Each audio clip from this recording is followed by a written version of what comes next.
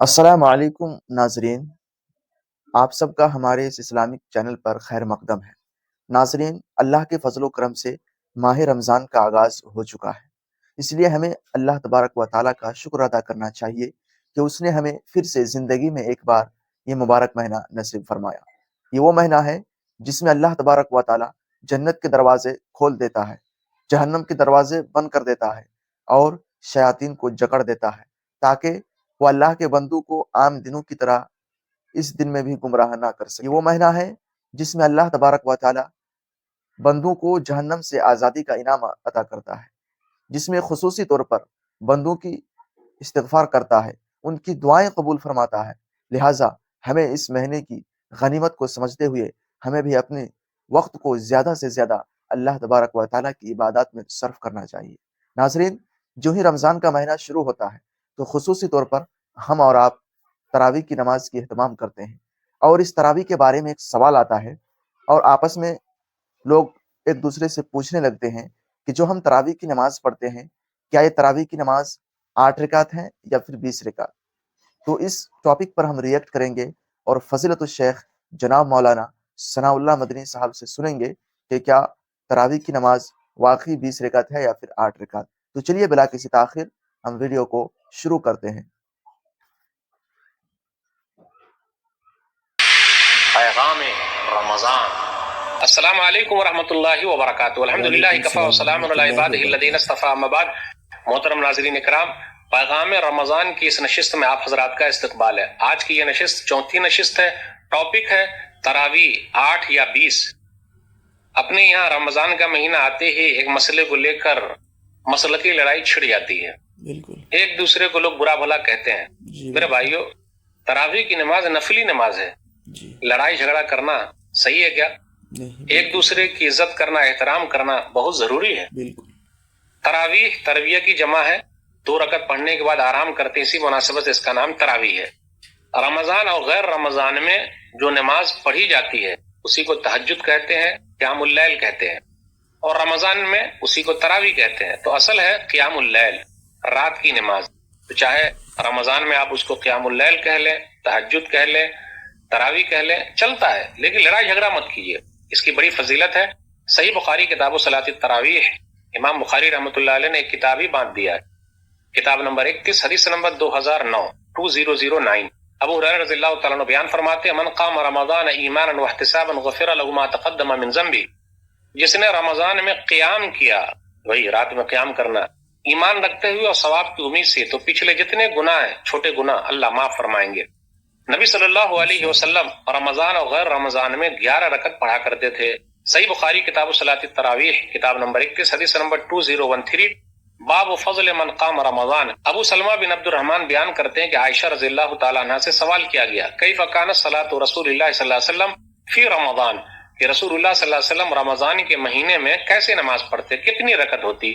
وہ کہتی ہے، ما کان رسول اللہ صلی اللہ علیہ وسلم یزید فی رمضان ولا فی غیرہ علی 11 رکعہ، کہ رسول اللہ صلی اللہ علیہ وسلم رمضان اور غیر رمضان میں 11 رکعت سے زیادہ نہیں پڑھتے تھے۔ یصلی 4 فلا تسأل عن حسنہن وطولہن، 4 رکعت پڑھتے، اتنی اچھی پڑھتے، اتنی لمبی پڑھتے، نہ پوچھو۔ ثم یصلی 4، پھر 4 پڑھتے، نہ پوچھو۔ فلا تسأل عن حسنہن وطولہن، کتنی اچھی پڑھتے اور کتنی لمبی پڑھتے، نہ پوچھو۔ ثم یصلی 3، پھر 3 رکعت پڑھ لیتے۔ نبی صلی اللہ علیہ وسلم کیا 20 رکعت پڑھتے تھے؟ کہا جاتا ہے، روایت بیان کی جاتی ہے، لیکن یہ روایت صحیح نہیں ہے۔ حافظ ابن عبد البر رحمۃ اللہ علیہ اپنی کتاب التمہید میں روایت کرتے ہیں، جلد نمبر 8، صفحہ نمبر 115 پہ، عبداللہ بن عباس رضی اللہ تعالیٰ عنہ سے روایت ہے، ان رسول اللہ صلی اللہ علیہ وسلم کان یصلی فی رمضان 20 رکعہ والوتر، نبی صلی اللہ علیہ وسلم رمضان کے مہینے میں 20 رکعت پڑھتے اور وتر پڑھتے۔ لیکن اس کے اندر ایک راوی ہے ابو شیبہ عبد الرحمن بن عثمان، ولیس بالقوی، وہ صحیح نہیں ہے، اس لیے یہ حدیث صحیح نہیں ہے۔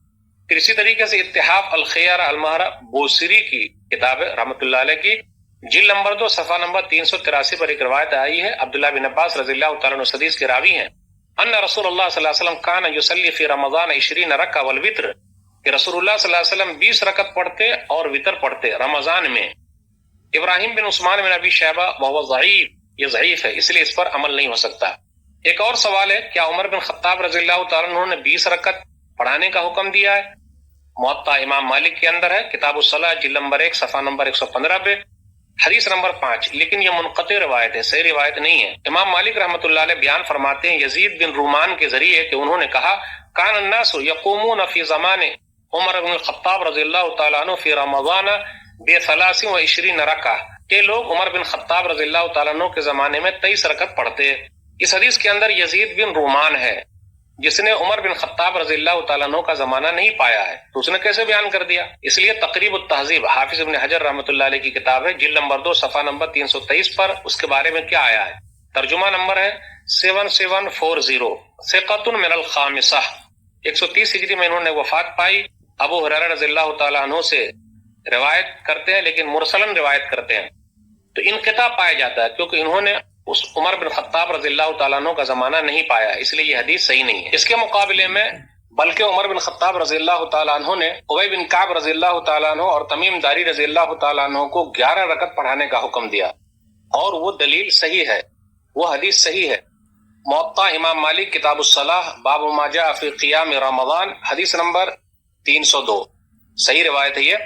साइब बिन यजीद कहते हैं उमर बिन ख़त्ताब रज़ियल्लाहु तआला अन्हु ने उबय बिन काब और तमीम दारी रज़ियल्लाहु तआला अन्हु से कहा कि वो लोगों को 11 रकत नमाज पढ़ाए।